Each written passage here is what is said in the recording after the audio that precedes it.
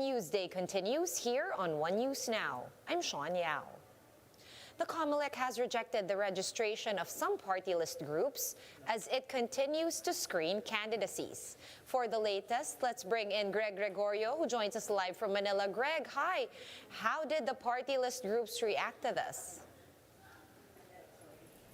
Just do what is right. So, supportahan kita, Greg. Hi, Sean. Good afternoon. Some members of different party list groups gathered in front of Comelec main office early today to protest against the poll body's decision. Members of the Nurses United Party List threw tomatoes at a printed seal of the Comelec. They questioned the denial of their petition for registration despite answering all concerns on the legitimacy of their representation. First nominee Maristela Benojar explained that they even included their PRC license numbers in their motion for reconsideration. She also complained about not having enough time to reach out to the Supreme Court.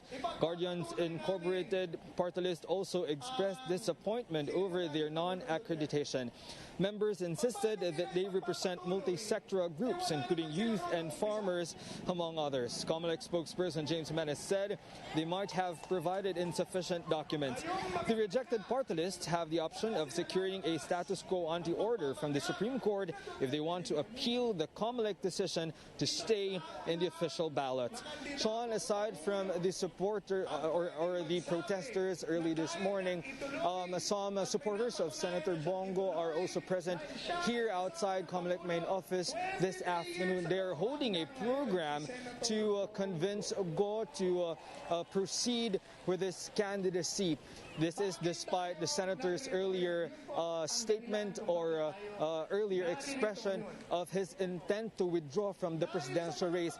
But as of this moment, Go has yet to personally withdraw his documents, which is needed to formalize it.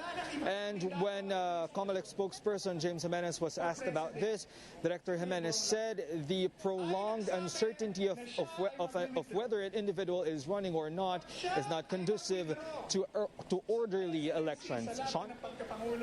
All right, still a lot of moving parts, so lots of updates still to come, but thank you so much for the latest. Greg Gregorio joining us live from the Comelec office in Manila. Thanks, Greg. Meanwhile, Vice President Leni Robredo visited Baguio, one of the areas where she lost during the 2016 elections. Robredo joined the Baguio LGU in honoring frontliners at the City Hall's flag-raising ceremony this morning. The presidential aspirant is confident that things will be different in the upcoming national polls, given the outpouring of support for her in the City of Pines this time around. Ang kabutihan ngayon, yung mga volunteers are coming from many different parang affiliations, many different parang political groupings from before, but are now working together for common aspirations. For his part, Baguio City Mayor Benjamin Magalong said that he has already picked a candidate to endorse for 2022. Although he did not specify who, Magalong said his principles are in line with the vice president's. Robredo had earlier said that she often seeks Magalong's advice on matters pertaining to pandemic response.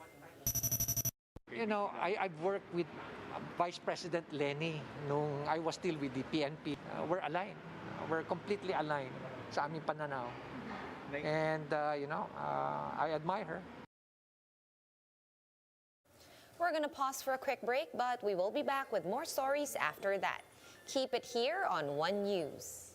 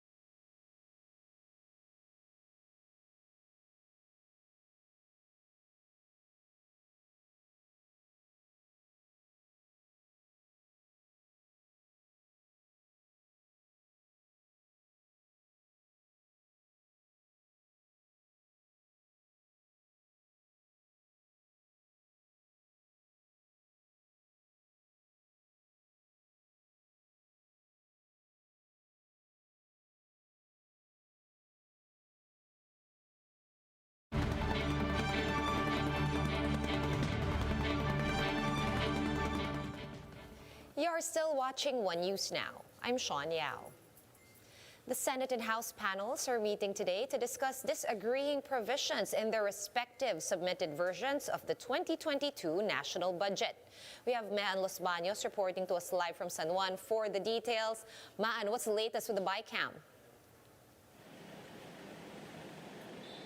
Hi, Sean. Good afternoon. Both the House and Senate panels have agreed to the amendment to make sure that all the funds allocated for COVID response will be released automatically.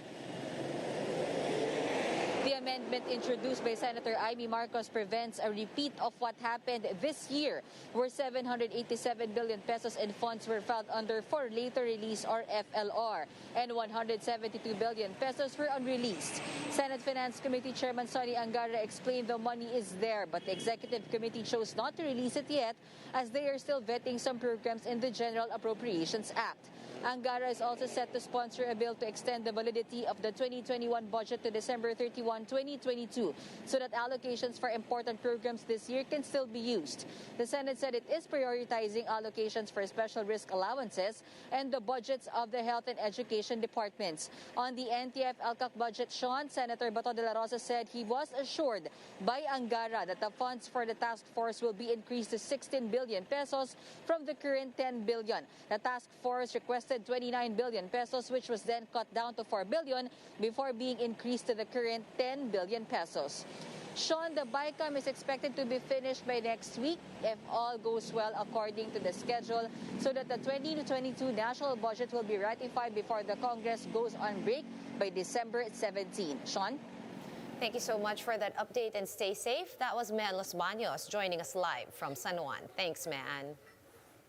And in COVID news, the Health Department has reported over 500 new COVID-19 cases on Monday.